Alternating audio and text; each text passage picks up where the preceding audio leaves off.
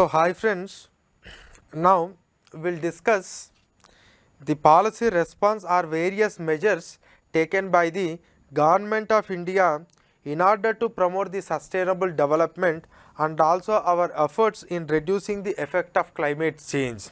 There are various measures from air pollution to water pollution to climate financing to green energy to green cover, like there are various decisions they have taken. Survey has given a glimpse of some measures that the Government of India has taken.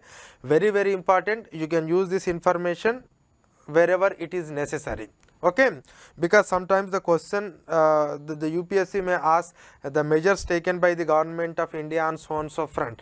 When they are so specific about a particular sector, then you have to write only information with respect to that sector. You can't club the entire the answer with all the unnecessary information, though it is related to sustainable development, okay. So anyhow, in the year 2018, Honorable Prime Minister announced that India would phase out single-use plastic by 2022. So this is one important announcement that we have made in achieving this sustainable development thing, because this single-use plastic is a very dangerous thing. I will come to that a little bit later, but one major announcement is that India would phase out its single-use plastic by 2022. Second one is the hazardous and other waste rules 2016 as amended regulate the import of identified plastic waste into the country by SEZs and EOUs. That means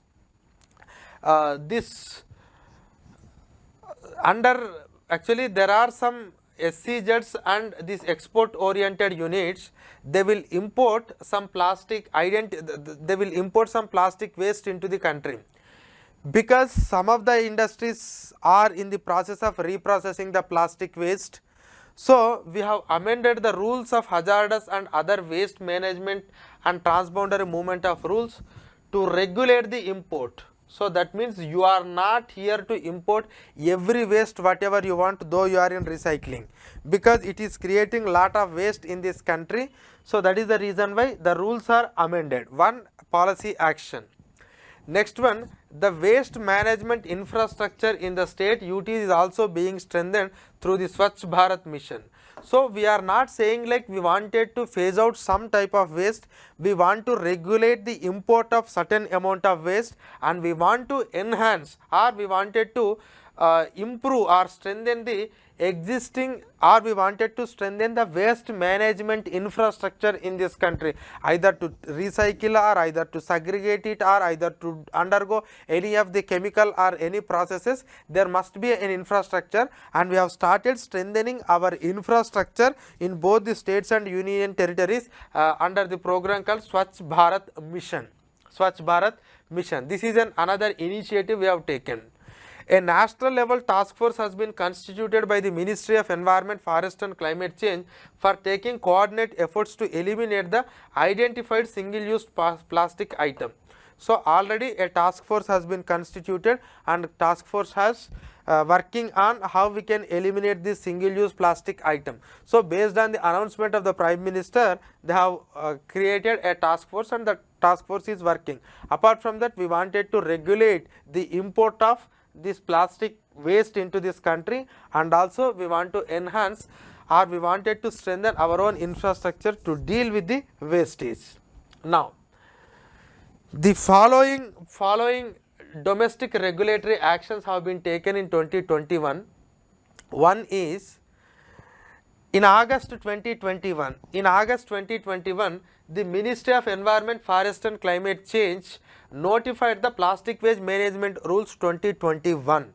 That means earlier we have a rules, but we have amended the rules and we have published a new rules of 2021 prohibiting the identified single-use plastic items. So single-use plastic items will be banned by 2022. That means by 2022 December 31st we have to ban all these single-use plastic, because the problem is which have the low utility and high littering potential.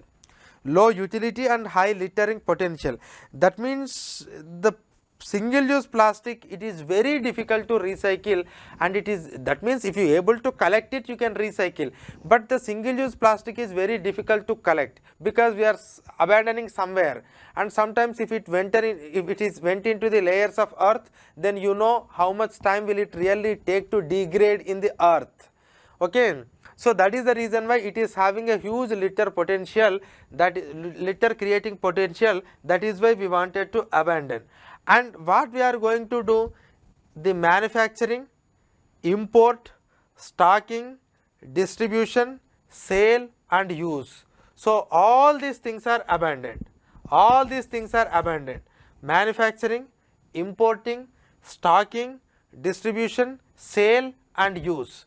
So of the identified single use plastic including polystyrene and expanded polystyrene, commodities shall be prohibited with effect from July 1, 2022, and by August 31 we have to completely eliminate this thing. That is what the notification says, or the new rules says, July 1, 2022. Already this was published in the year 2021. They have given 1 year time period so that the entire manufacturers and the consumers will prepare to that, but this is going to implement from July 1, 2022. Next, in order to stop littering due to the lightweight plastic carry bags, the thickness of the plastic carry bags has been increased from 50 microns to 70 microns with effect from 2021 September 30 and to 100 and 120 microns with effect from December 31st, 2022. That means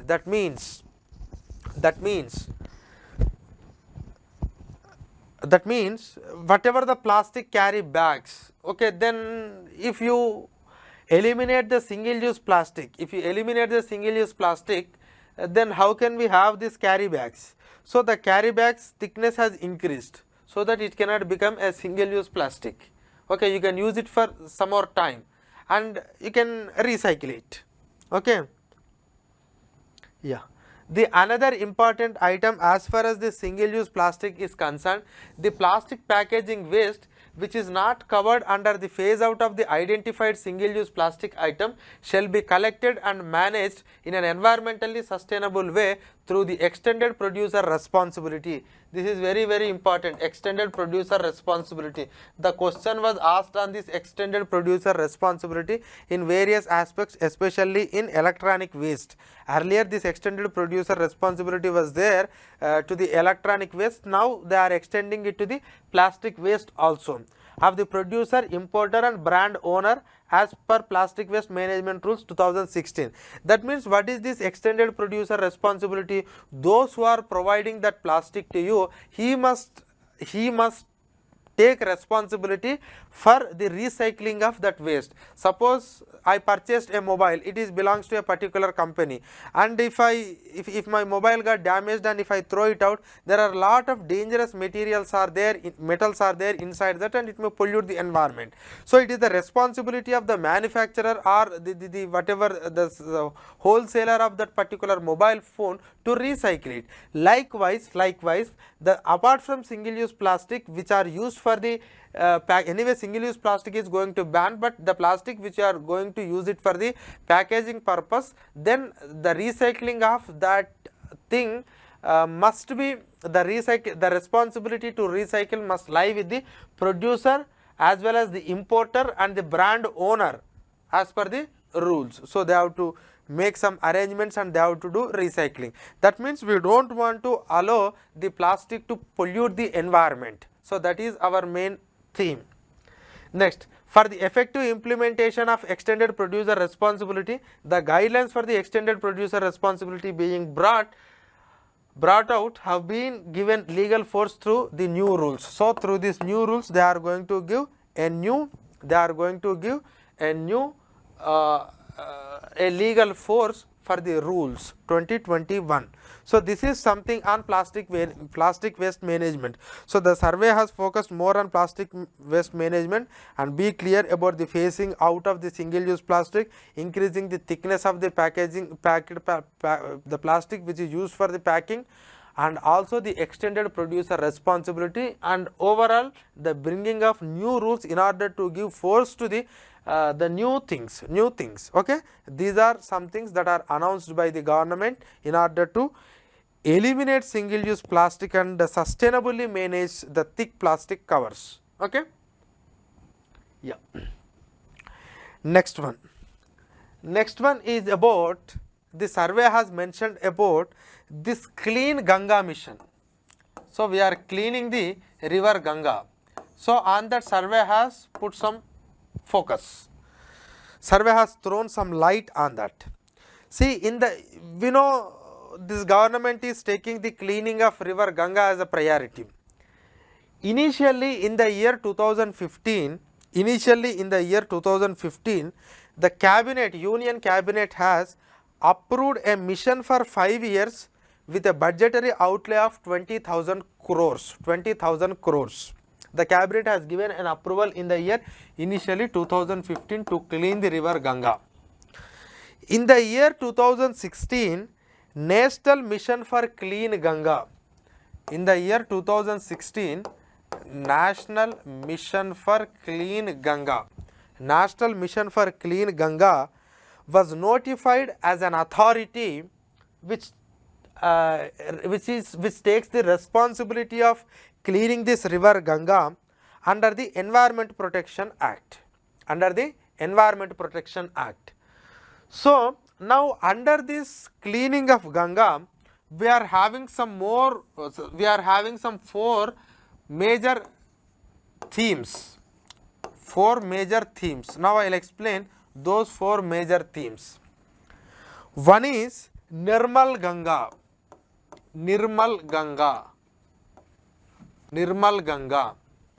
Second one is Aviral Ganga. First one is Nirmal Ganga, second one is Aviral Ganga, third one is Jan Ganga,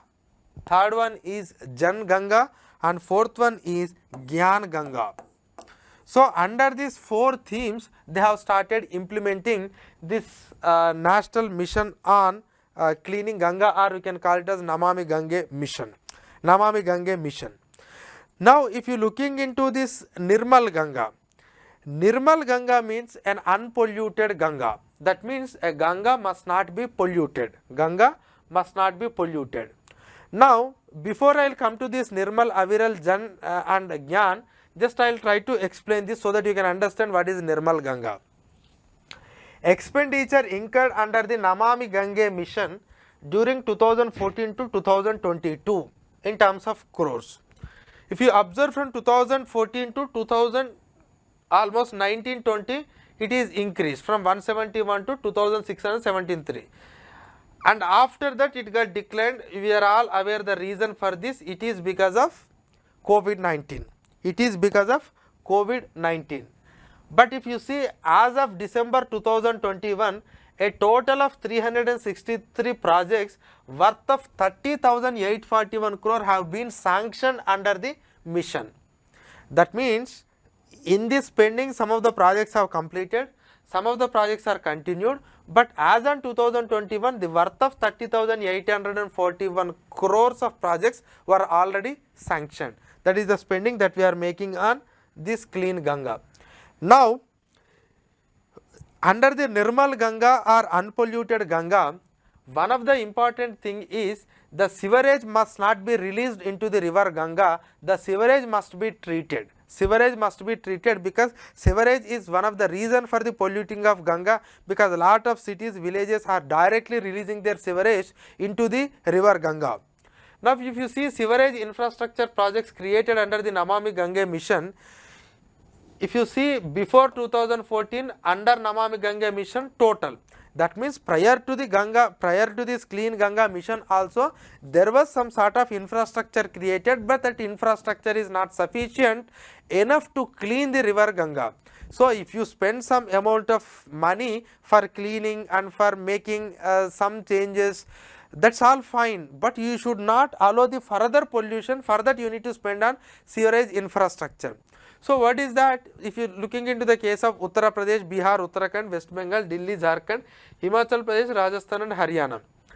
So these are all under the river Ganga. That means Rajasthan, okay, some tributaries of Yamuna will flow from Rajasthan, and Yamuna will again joins with the Ganga. That is how they are having that effect.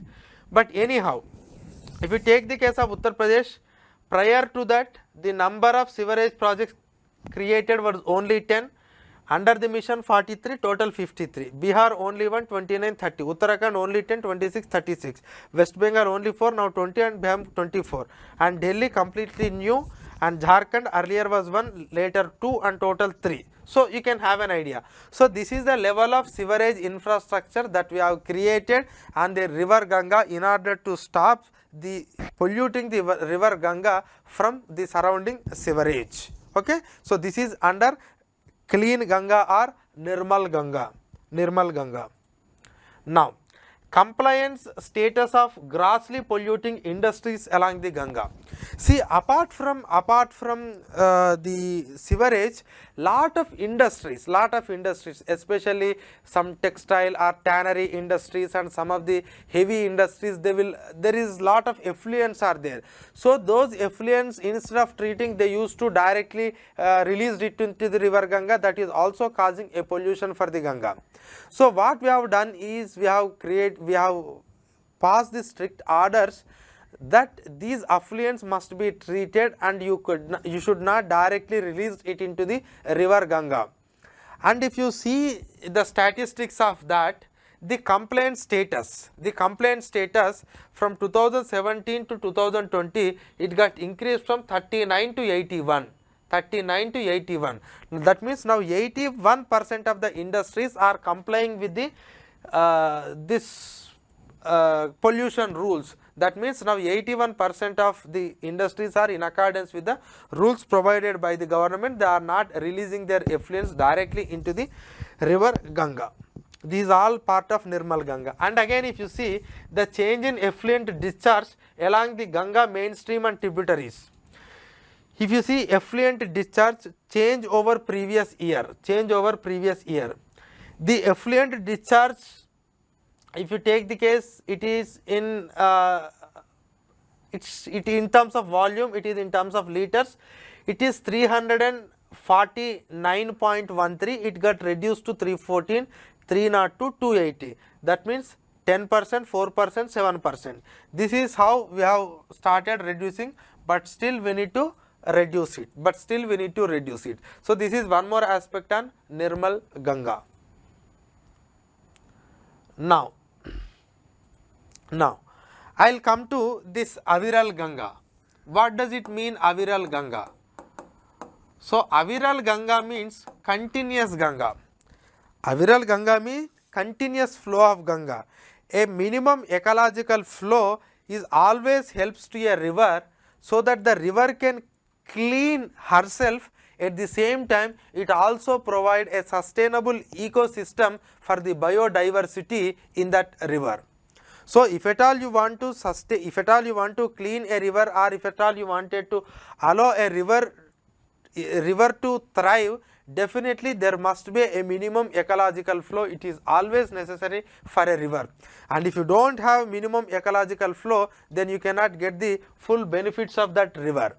So that is the reason why in the year 2016, in order to have a continuous flow, in the year 2016 notification, there was a notification issued in the year 2016 mandating the minimum ecological flow in the river Ganga. So there was a notification to maintain a minimum ecological flow of water in the river Ganga.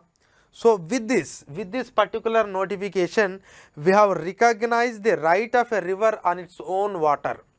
So a river must have a right. What is the right of a river? A river's right is that there must be a sufficient amount of ecological flow of water always. So that is the reason why a notification has conferred a right on the river to have a minimum ecological flow. That is what we have done it for the Aviral Ganga. So in the year 2016 notification we have done. Second one is afforestation. Also we have started afforestation near to this river Ganga, near to Ganga bank. Third one is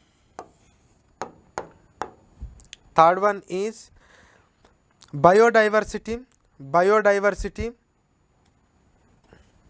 improvement of biodiversity. We have started, we have renovated some of the wildlife sanctuaries that are related to turtles and the Ganges dolphin and all we have done. So, biological diversity. Next, wetland conservation. Wetland conservation is also important. Wetland conservation is also important. So, these are all the mechanisms that we have taken. So, in order to have a continuous flow, on a river, in order to have a continuous flow in river Ganga, that is Aviral Ganga. And apart from that Aviral Ganga, there is a Jan Ganga. So, Jan Ganga means it is a people to river connect. Jan Ganga means people to river connect. Jan Ganga. So, people to river connect is, you must create an awareness to the people that this river is for us, this river is going to help in this way, so we must protect the river. So, the river is useful for the people and people must protect rivers in such a manner. Such awareness must be necessary. Such a awareness must be necessary. So, that is what the Jan Ganga means, people and Ganga river connect. So, we have to connect, and with the cooperation of the people, you have to take all the necessary steps. Next one is Gyan Ganga. So, Gyan Ganga means it is a research knowledge management. That means you have to create a knowledge base or a knowledge database which depending on Ganga. That means in how many ways this Ganga is helping us. What is the knowledge inside this river Ganga? How it is influencing various factors in the whatever the catchment area of that particular geographical location. And we also create Ganga Knowledge Center. So, in these four aspects we have started developing or cleaning the river Ganga. Okay, river Ganga. So, this is something about this cleaning the Ganga river. Survey has dedicated some portion of the chapter for the cleaning of river Ganga. So, it is very important for us. Next one. It is about air pollution. Especially when it comes to the air pollution, the vehicular pollution is very, very important. Actually, the government of India has launched the National Clean Air Mission program. National Clean Air Mission program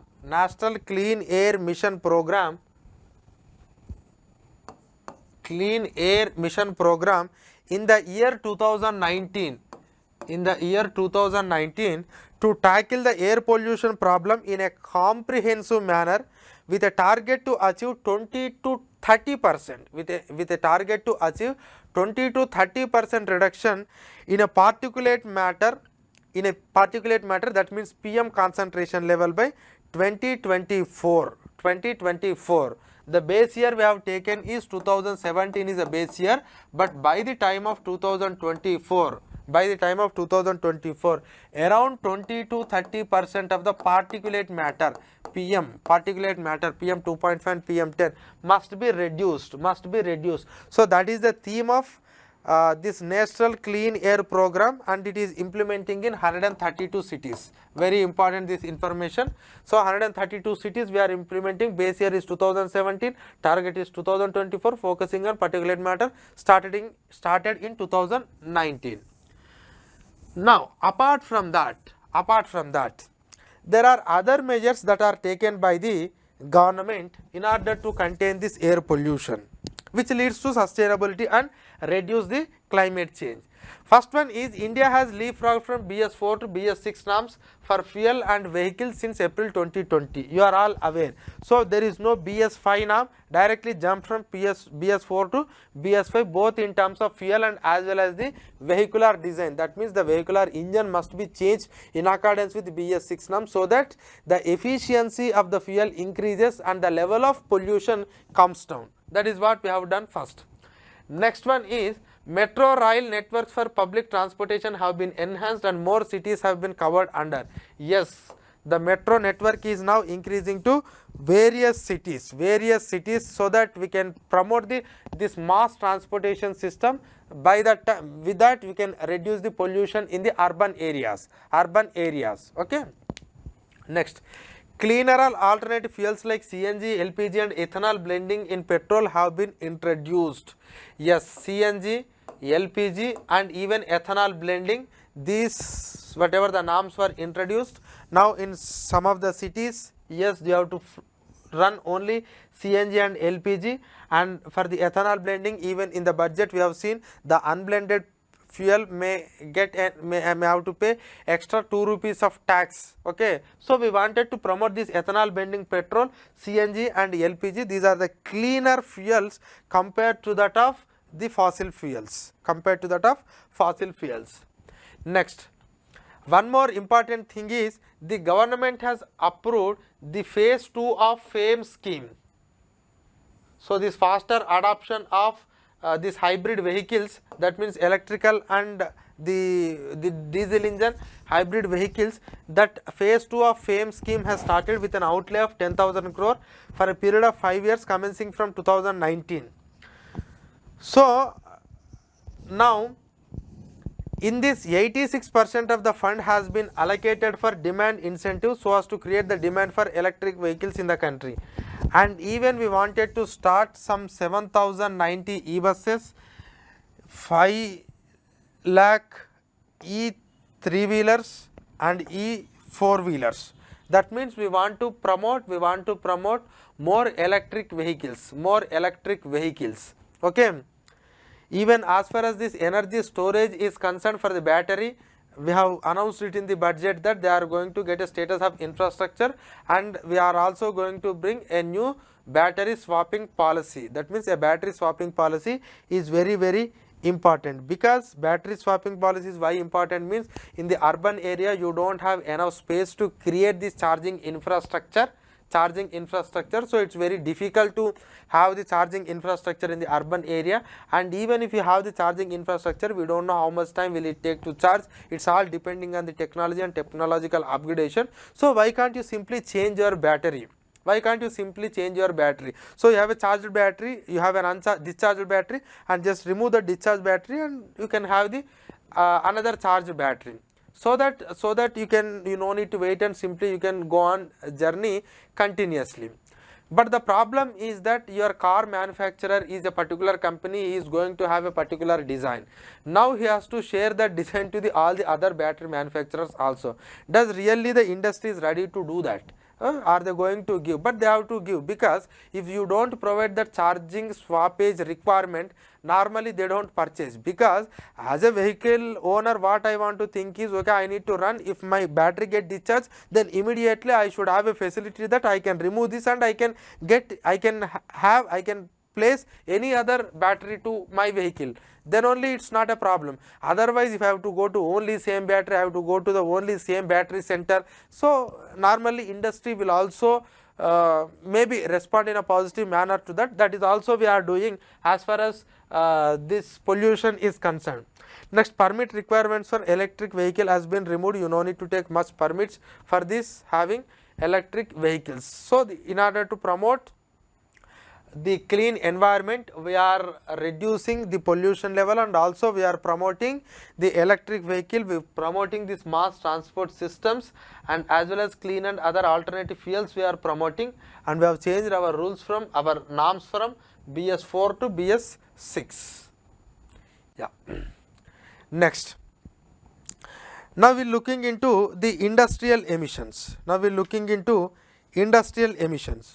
See the industrial emissions, yes, because industrial emissions are also one of the main reason for the air pollution.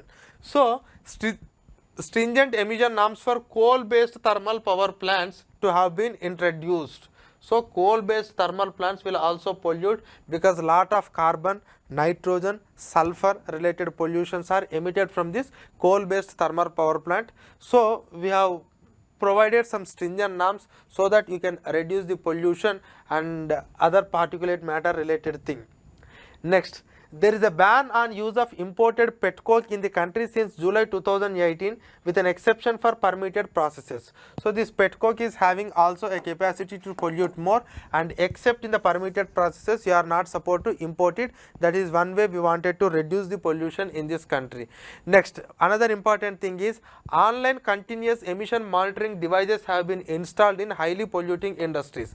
So highly polluting industry, if you simply just give the any self declaration and all, it's not sufficient, and we cannot expect the environmental bodies to come regularly to visit your industry. So they have started an online monitoring devices, and with these devices they can continuously monitor. That means the regulating authorities can continuously monitor the polluting level in the highly polluted industries so that they can reduce the pollution. This is also one of the important thing, just have an idea. And brick kilns have been shifted to zigzag technology to reduce the pollution. There is a new technology, and to this technology if you turn, the pollution will be reduced. So these are some of the aspects apart from the National Clean Air Mission program have taken by the government of India in order to reduce the air pollution in this country.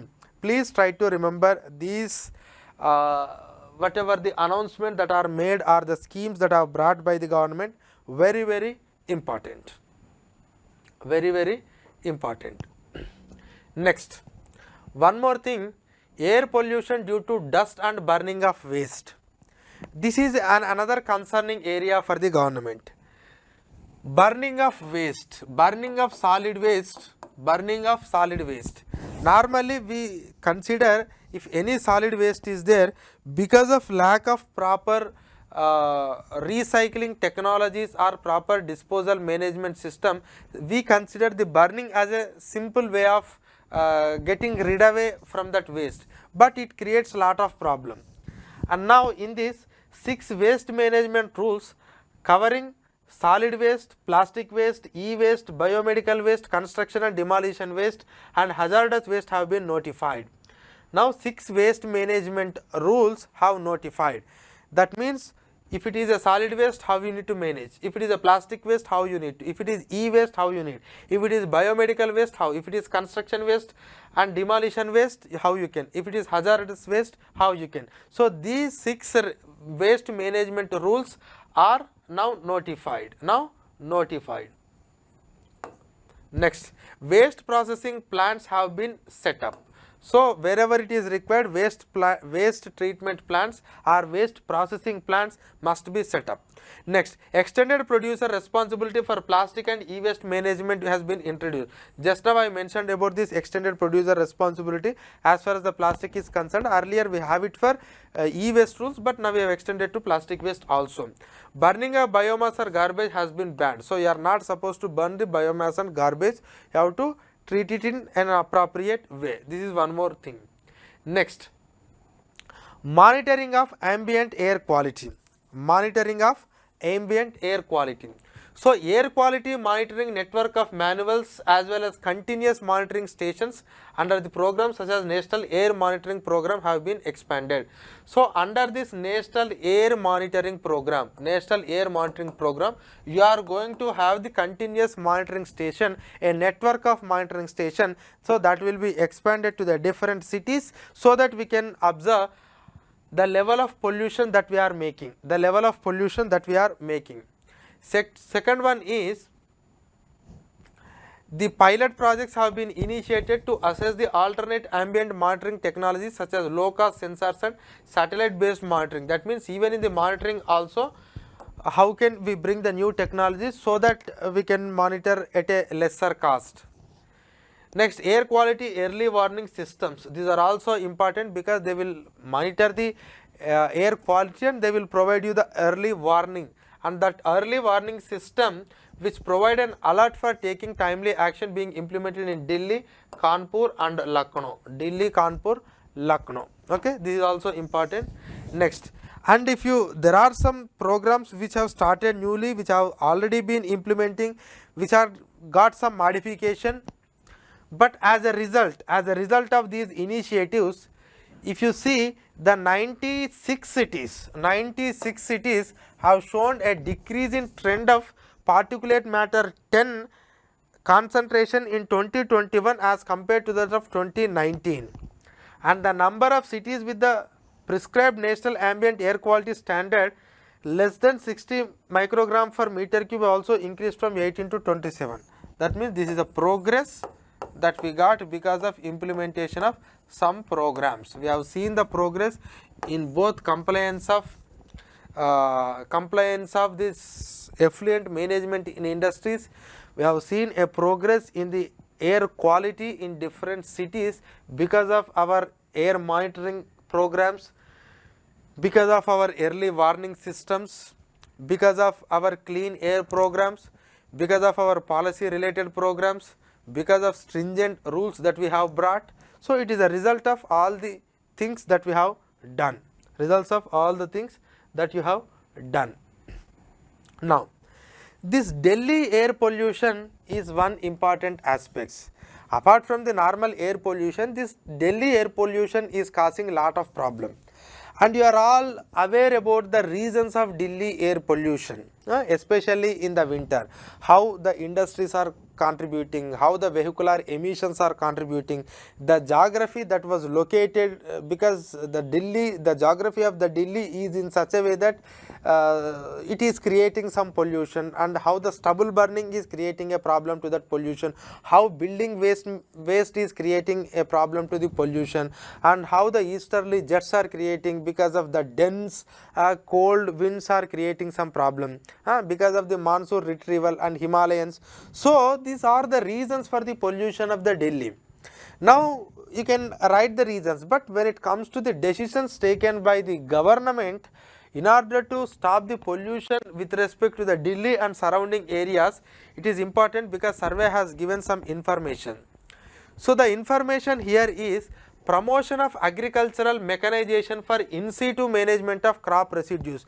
That means the machine will itself process that residue, so you no need to take care about any specific action as far as this waste management, agricultural residue or the stubble is concerned. So the machine itself will take that management of the agricultural waste.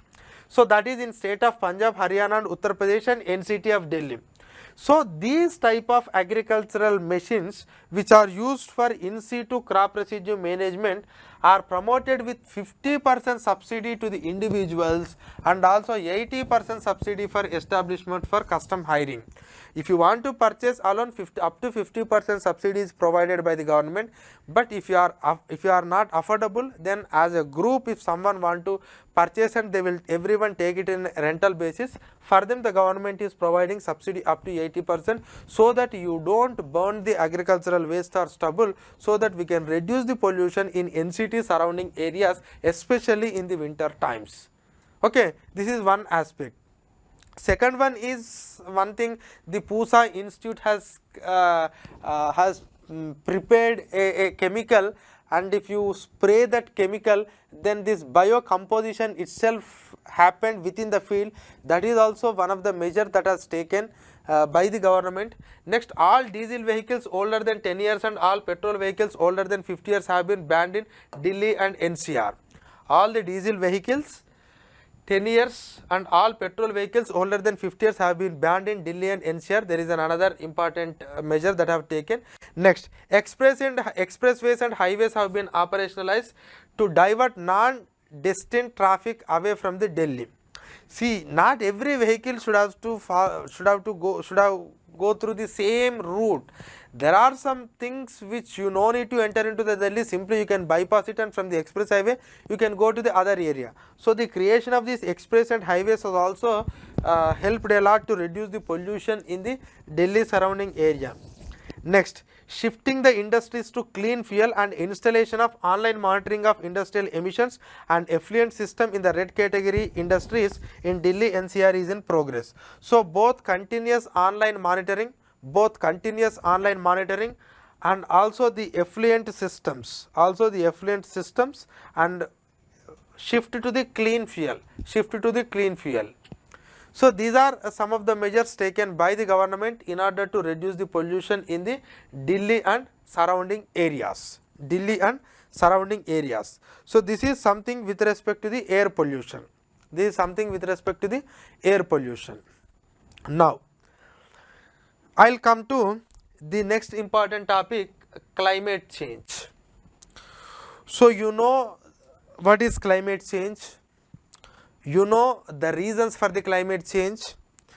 You know the contributory gases to the climate change, and you know the reasons for the climate change, and you know the international summits what we are and international programs we have started in order to reduce this climate change. But survey has given some progress on a particular scheme which have already started in the year 2008, that is National Action Plan on Combating Climate Change, NAPCC. We are all aware about this scheme. Under this scheme there are 7 broader other categories. The survey has given an analysis on how much progress we have made on each and every parameter. Just have a look. It's a very known information. Just to update yourself, just have a look on this performance of this National Action Plan on Climate Change. National Action Plan on Combating Climate Change. Just have an idea on that. There was another program which was started in the year 2014 along with this NAPCC, that is Climate Change Action Program. Climate Change Action Program. We have started in the year 2014. The scheme has now been extended up to 2025-2026.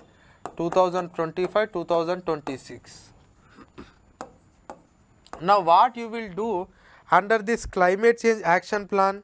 So whatever the components that were there under NAPCC, apart from that they have added some other components like state action plan on climate change and other things. Now they are going to promote it. So it's not a new thing from the NAPCC, it's a continuation to the NAPCC, but by adding some more extra parameters into this. That is the only thing. Now with this NAPCC analysis, you can have some sort of idea about the climate change performance in India. Now apart from this, there are some major initiatives and achievements that were there on this climate change front that I will discuss now. The major initiatives and achievements. First one is, India has announced the National Hydrogen Mission for generating hydrogen from green energy sources. Hydrogen can also be done from hydrogen mission. There is a green hydrogen, there is a brown hydrogen. Green hydrogen means the electrolytic process what you are doing in order to extract the hydrogen, that process also requires a green energy. Again, you should not use the energy which is created from the fossil fuel. That is what we call hydrogen mission. So this National Hydrogen Mission is very important because it is going to have lot of potential uses. It can reduce the pollution. So that is why this hydrogen mission we have started, and this hydrogen is being blended with CNG, that means compressed natural gas, which we are using it for the transportation purpose and as well as the industrial input. So you can blend the hydrogen with the CNG with the updated technologies that you can do. So we are promoting that. And also when it comes to the blending of ethanol with the petrol, already we have issued our targets. You have to blend ethanol up to 20% by 2025. At present we are blending around 8.5%, but we need to take it up to the level of 20%. And if you are able to do this, if you are able to blend ethanol up to 20%, lot of advantages to our economy. Some of the advantages you are all aware. It will save our forex. Reserves, because we are importing almost 85% of our crude oil imports are met through the import, and for that we are spending some billions and billions of dollars of forex reserves on that. So forex reserves you can save it. Second one is it brings the energy security. You no need to depending on any other, that means you can depending less on the others energy security, and also it lowers the carbon emissions, it lowers the carbon emission, thereby it increases the quality of air, thereby it increases the quality of air. And it's not only increasing the quality of air, this ethanol production, and in this ethanol production we can use the damaged food grains or any crop residues or any wastage, you can use in an efficient manner in order to produce this ethanol. And this process itself creates some business environment, that means it will promote some investments and create some sort of employment. And for some type of farmers, they are also giving some huge amount of remunerative price. So these are all the advantages this blending of ethanol with the petrol is having. Okay, so just have an idea the blending targets and where are we, and the advantages of this blending, and also the hydrogen mission and the proposals to blend hydrogen with the CNG. Okay, next, apart from this, Indian Railway has set some target. So what is the target of Indian Railway? To become a net zero carbon emission by 2030. Net zero carbon emission by 2030. When India will become net zero in total, the target our Prime Minister has said at the COP 26 summit is 2070. Just have an idea. Anyhow, now Indian Railway will become net zero by 2030. And railway is promoting lot of techniques in order to become this net zero. Very, very important, you may get a question. First one is regenerative braking. So what is this regenerative braking? Regenerative braking means whenever the rails, suppose if a rail or if a train is moving at a particular speed, suddenly if a driver press the brake, then the speed reduced, or whenever they suddenly stop the engine, it will continue with some speed, and with that particular speed or in that motion you can generate the energy because the wheels are rotating.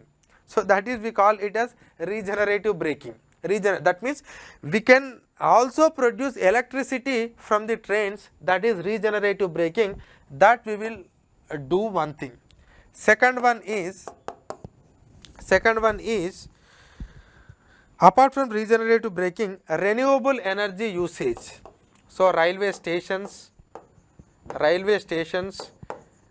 and some of the railway lands, and where are we can install the renewable energy sources, and we can have the renewable energy, and even on the rail itself we can, above the train we can place these panels, and we can use that energy for lighting and other purposes. We can use it for other purposes. So renewable energy.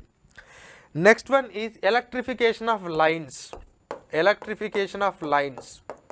Once you electrify the lines, first of all you can reduce the pollution because diesel engines you don't use. Second one is that electricity, if you make it from the renewable source, again you can reduce the pollution. So both the things you are having. Next one, usage of LED lights, so that we can bring the efficiency. We use less power. LED lights inside the trains and as well as the railway stations and other areas. LED lights. Next, creating carbon sink by afforestation, because railway is having huge amount of lands, and if you do afforestation you can extract some amount of CO2. So I am not saying like railway don't produce any carbon dioxide, but they will become net zero. Net zero in the sense, first of all they will try to reduce to the maximum possible extent, but whatever the little they are generating, they will take it back through this afforestation. So that is the meaning of net zero by 2030. Just have an idea on this Indian Railway to become net zero by 2030, because the initiatives by the Indian Railway as far as the environment is concerned, definitely there is a chance that you may get a question, because sometime in UPSC prelims they have asked a question with respect to the the bio toilets which are installed in trains by Indian Railway. The question was asked in the prelims. So you may get a question both in terms of in prelims or mains, but be careful. Okay. Next. Now, India has launched an another important scheme called PM Kusum. PM Kusum. What is this PM Kusum? Pradhanamantri Kisan Urja Evam Uttan Mahabhiyan. Pradhanamantri Kisan Urja Evam Uttan Mahabhiyan. This scheme is to promote the agricultural farmer to generate the renewable energy sources in their agricultural field first. Next, whatever their existing diesel motors are there, we need to de-dieselize it and you need to connect it to the renewable energy source. Two aspects: promote them to generate the renewable energy source by installing the panels in their field. Second one is de-dieselize their existing motors. Now, in this, de-dieselize the farm sector and generate additional income for farmers by producing solar power. In that, decentralized grid connected solar power plants are one aspect. Decentralized, very important, decentralized grid connected. That means decentralized in the sense, you no need to concentrate everything in one. This farmer is having his own generating line, another farmer is having their own generating station like thing in their farm. It is a decentralized but still grid connected. That means whatever they are generating, they can sell it to the grid, and with that they can also earn some amount of money from that. So that is grid connected and decentralized. Second one is there are existing grid connected agricultural pumps are there, around 15 lakh, they are all grid connected. Now what we need to do is, we need to solarize them. Solarize in the sense, you have to install a solar panel and the energy generated from that panel itself, you have to use it for your motor, so that you can reduce the usage of electricity, and that too you are compensating it with the renewable energy. That means it reduces the emissions. Next, there is also a mega plan for the government of India in order to start solar parks and ultra mega solar power projects, and our target is 40 gigawatt by 2024 through these solar parks and mega solar parks. In this, so far 50 solar parks with a capacity of 33.8 gigawatt have already been sanctioned, 50 solar parks in 14 states. So 50 solar parks in 14 states with a capacity of 33.8 gigawatt have already given a sanction, and in our target already 9.2 gigawatt capacity have already been commissioned. It is about solar energy. Some figures very important quoted in survey. So our target is 40 gigawatt by 2024. In this, already in 14 states, in 50 solar parks, 33.84 capacity worth of projects have already been sanctioned. 9.2 gigawatt capacity have already been commissioned. That means now we are using. Again rooftop also they have provided the target, this rooftop solar. Our target is again 40 gigawatt by 2022. It is under implementation. And again the incentives given to the distribution companies. Incentives given to discoms, distribution companies. So discoms are the one who will purchase it from the generating stations and they will supply it to the consumers and they will collect bills from the consumers and they will pay back to the whatever the generating. Now the discoms whoever are purchasing the solar energy from the solar generating station, they will be given some sort of incentives by the government. That means this is one way of promotion. See, if a solar park, suppose I am a generator of the solar energy and I am generating, I have my own installation system. Now how should I supply it to the consumers? Can I lay a separate line? No. Already there is a supplying system called discom system. Now you have to supply only through the discoms. If the discoms don't purchase, then it is very difficult. But anyhow, now they are going to make it mandatory that discoms has to purchase certain amount from the solar energy. But now initially we wanted to give some sort of incentives, like which are the discoms will purchase solar energy, then they will be incentivized because they are promoting some renewable energy. Next, another important thing is the government of India has already notified the offshore wind energy policy. Offshore wind energy, because this wind energy is also very important renewable energy. We are having a huge coastal area and in that coastal area normally we get huge winds with a high speed. So why can't we use it, that wind, for the generation of the electricity? So for that they have notified the offshore wind energy policy to harness the potential of offshore wind energy along the India's coastline. And also the Ministry of New and Renewable Energy has already announced or notified a wind solar hybrid policy. So what is the meaning of wind solar hybrid policy? We are connecting a wind generated and solar generated, because in the night time you don't get solar energy. In the night time you don't get solar energy. In the daytime there is no guarantee that you will get the wind for all the entire day to 9 to 10 hours. It may not be possible. So that is why what we are doing is, in order to have a continuity in the generation, we are blending both wind and as well as the solar. That wind and solar hybrid policy also we have announced. So this is something about the other new innovative or the major initiative and some of the achievements that are done by the government of India, that are taken or that are done by the government of India. Now apart from this, the moment we looking into this climate change, normally we'll get an idea of this COP meetings, UNFCCC.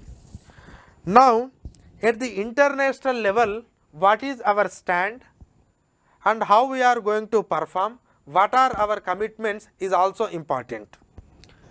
So the COP26 adopted outcomes on all pending issues of the Paris rule book. See, you know the importance of Paris. It was happened in the year 2015, where we have agreed for a new policy on this climate change. In that there was a Paris rule book is there. This rule book is actually a procedure for implementation of the Paris agreement, and also the market mechanism, transparency and common time frame for the nationally determined contributions. Now there was some sort of disputes on that rule book. Now we are able to sort it out. Most of the issues for this Paris rule book that we have done in the recently concluded COP26 summit, which was held at Glasgow. Okay, so very important meeting. Next, the Glasgow Climate Pact emphasized the adaptation, mitigation, finance, technology transfer, capacity building, loss and damage. Very, very important words. Make a note of this word. Whenever you are writing the answer, just quote this: mitigation, adoption, financing, technology transfer, capacity building, loss and damage, loss and damage. You need to adapt to the changing environment. You need to adapt to the changing environment. You need to mitigate the effect. You need to mitigate the effect. You need to finance the developing countries. You need to transfer the technology. You must enhance the capacities of the countries, and also you must assess the loss and damage and try to mitigate, try to manage it. So these are all the things the emphasis has given, and one important thing is, whatever the things that are committed by the developed world to the developing countries, this $100 billion mobilization, it must be done urgently until till 2025, and emphasis the importance of transparency in the implementation of their pledges. Simply you cannot say like, okay, because in the market mechanism there is a lot of chance for doing mischiefs. So, but as far as the implementation is concerned, whenever you are deciding the targets, decide the targets correctly, but the implementation process must be transparent enough. It should not be biased to anybody. It should not be biased to anybody. And apart from these things, the Indian commitments, actually Indian commitments were not mentioned in the economic survey, though these commitments were already announced in the month of December by the Prime Minister of India. Maybe the announcement that was made by the Prime Minister might be an oral announcement. We haven't submitted it fully in a detailed format. Maybe that is the reason why survey has not mentioned about the commitments or the new commitments what we have made at the COP26 summit. COP26 summit, the survey has reiterated already the previous things, but you just update, as already I made a video on this COP26 summit, it was there, and use that latest information for writing the answer instead of the information which was given in the survey. It was previous commitments. Okay. So this is something about the major decisions at the COP26 climate summit, and you just read this with the COP26 summit video which I have made, okay. Next, yeah, but one more thing, just I want to mention, yeah. See, the India's initiatives at the international stage. So it's not that India doing only at the national level, but at the international level also we are promoting this climate change and sustainable development in a different form by forming some organizations, by being a member of different organizations, so promoting our own strategies. So one of the important thing is we have started a grouping like lifestyle for environment life, lifestyle for environment life. It was started in November 2021, that means recently. Honorable Prime Minister proposed one world movement in the context of climate, that is life. Life stands for lifestyle for environment. See, lifestyle for environment is nothing but we have to change our lifestyle according to the environment, in terms of our agricultural practices, in terms of our production practices, in terms of our mobilization practices, in terms of our fishing, in terms of our development. So that is the main theme of this. So it is a mass movement for environmentally conscious lifestyle. Environmentally conscious lifestyle in a manner that revolutionize many sectors and diverse areas such as fishing, agriculture, wellness, diet choices, packaging, housing, hospitality, tourism, clothing, fashion, water management and energy. So that means our entire lifestyle has to be changed according to the changing climate. That is the theme of this. In the November 2021, Honorable Prime Minister has proposed it. Honorable Prime Minister has proposed it. Next, leadership group for industry transition, lead it or lead IT group. Leadership group for industry transition. It shows like industry transition. So lead IT was launched by the India and Sweden. It's not a global. India and Sweden with the support of World Economic Forum, with this very important, you may get a questions in the prelims.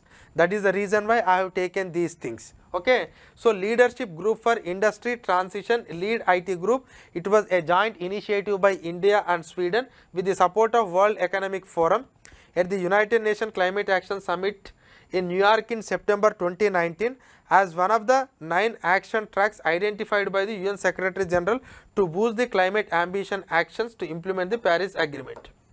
So in order to implement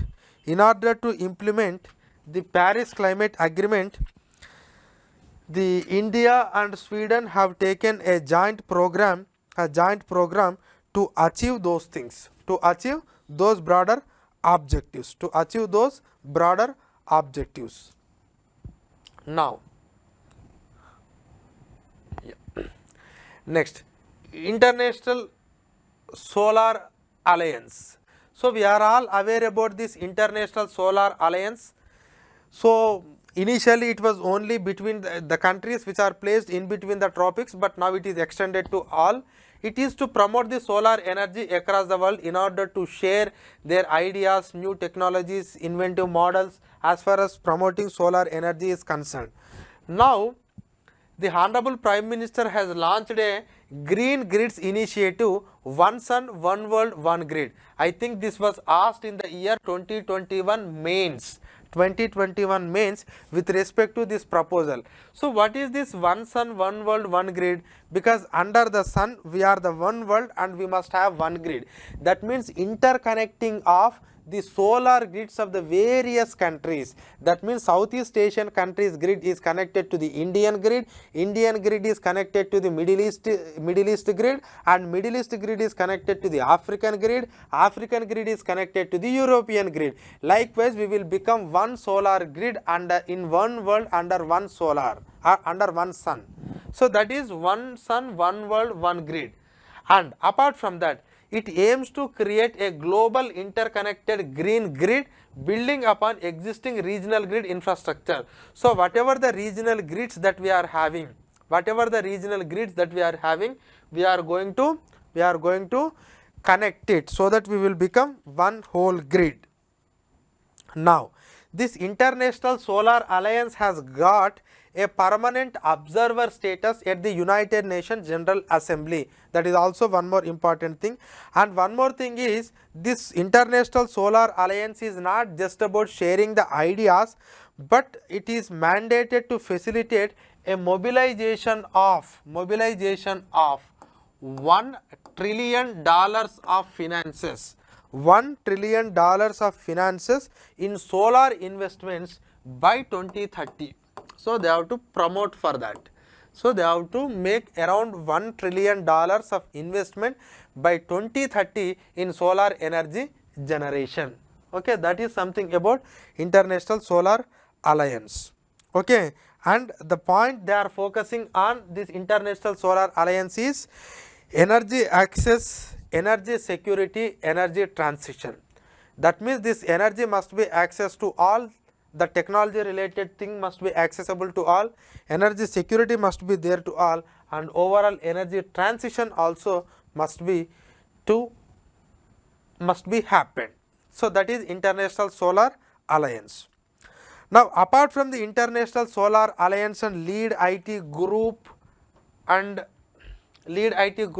this life, there is another group called Coalition for Disaster Resilience Infrastructure. We are all aware about this group. So whatever the infrastructure that we have already there and that we are going to develop, it must be resilient enough to the changing climate. That is the main theme of this group. India's call for promoting disaster resilience of infrastructure through Coalition of Disaster Resilience Infrastructure has been receiving a global attention. It was launched in the year 2019. And its membership has been expanded to 28 countries. That means with various countries we are discussing, and for what and it expanded to 28 countries and 7 multilateral organizations with several member countries committing to provide technological assistance and financial resources. This technological assistance and financial resources are very important. Very important for what? In order to protect the existing infrastructure and also create a new resilient infrastructure such as power lines, telecommunication system, health system, urban infrastructure system. So these systems, they are normally prone to the changes that happen because of climate change, but we must make them resilient enough. Next, the another important aspect that I want to mention as far as this coalition for disaster resilient infrastructure is concerned, this CDRI has taken up two initiatives. These two initiatives are important because you may get a question in the prelims. One is this CDRI's global flagship report on disaster and climate resilient infrastructure. That means they will bring global flagship report. So global flagship report on disaster and climate resilience infrastructure. So what they are going to do is they aim to engage and focus the global attention on critical and multifaceted challenges posed to the disaster and climate resilience infrastructure. So they will publish a report. That is one aspect. Second, what they are going to do is there is a program called DRI, Disaster Resilience Infrastructure Connect. So what is this DRI Connect? So DRI Connect is a network of networks. That means a networks in a country, a networks of networks. So a networks of networks enabling the stakeholder access to the knowledge, resources and collaborative opportunities with their peers and others so that they can share the information on this. This is a report. It is a interconnected or a network of network where we can share the information so that we will protect our infrastructure. So this is something about this coalition for disaster resilient coalition for disaster resilience infrastructure. These are the international organization in which India is a member, or India's initiative is there in this. 4 different things. Now lastly, one important aspect just I want to mention, the economic survey has not thrown full light on this, but they have given some important information as far as this aspect is concerned. That is finance for sustainable development. Finance for sustainable development. Finance for sustainable development.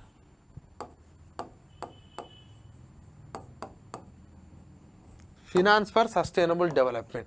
Finance for sustainable development in the sense, not that the government has to give more amount of money or more spending of money on these sustainable development projects. No, there are financial entities in our country. They must also reorient themselves with the changing environmental conditions. So that is the main theme of this. Suppose take the case of Reserve Bank of India, take the case of Finance Ministry, take the case of Security Exchange Board of India. How they need to reorient with the changing needs, that means with the changing climate needs. So this is actually the exact theme of that. Now under this, RBI has set up a new unit called Sustainable Finance Group. We call it as SFG. So RBI, Reserve Bank of India, has set up a sustainable finance group. Actually what this sustainable group will do is, there are financial institutions are there. The financial institutions will have its own, will calculate their own risks, business risk, market risk, anything. Now this financial group will suggest the risks that are associated with the concept of sustainability and also the changing climate, and these risks must be incorporated in the policy making of both Reserve Bank of India and also other financial institutions. So, the climate related and environmental risk in the business strategies, governance, risk management framework must be promoted. So, a business can also have a climate risk apart from your business risk. So, these type of risks must be enhanced in the policy making and especially at the RBI level and the financial institution levels. And the climate risk strategies, climate risk practices in governance also must be enhanced. Second one is the Ministry of Finance. Ministry of Finance. Under this you will have a Department of Economic Affairs. So, this Department of Economic Affairs has set up a task force on the sustainable finance. Task force on a sustainable finance. So, as far as the sustainable finance is concerned, how we need to follow, on that they have promoted a new task force. Next one, Reserve Bank of India is promoting to the new companies who normally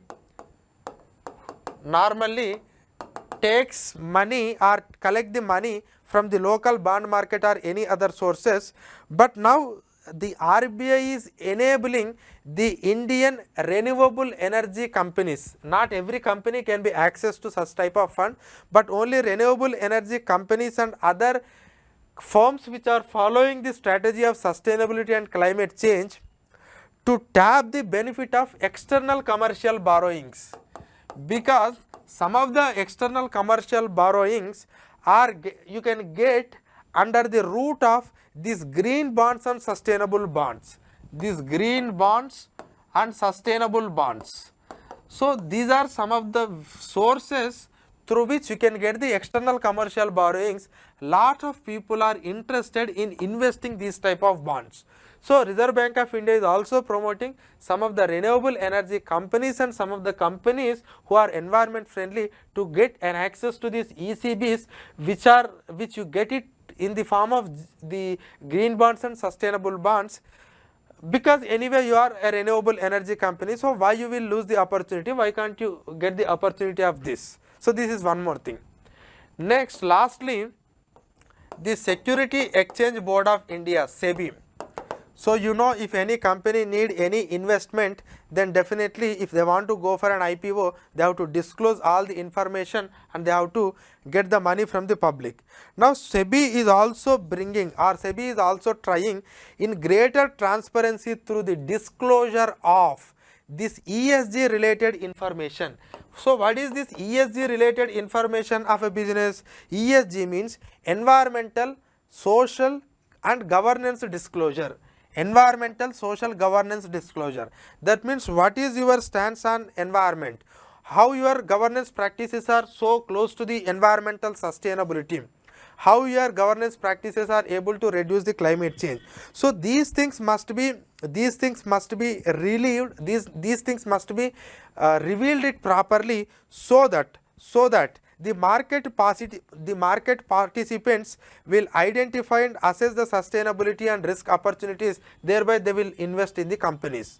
So, the SEBI, Reserve Bank of India, Ministry of Finance and even in front of external commercial borrowings also, we have to design our policies to suit our future needs, thereby we can promote the sustainable financing in the sustainable development area.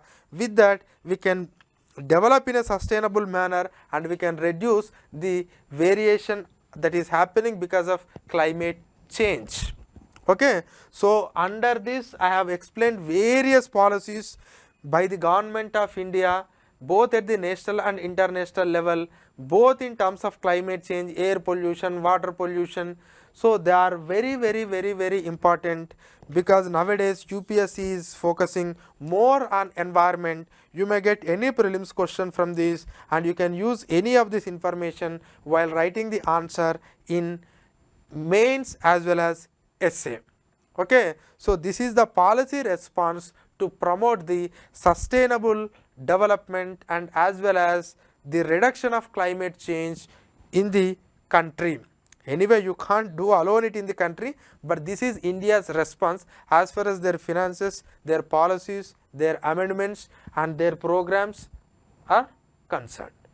Okay. So, this is something about the sustainable development and climate change. Okay. Very important, have an idea of it, very useful, because you will get a definitely question from this. Okay. So, thank you. Amrita IAS Academy.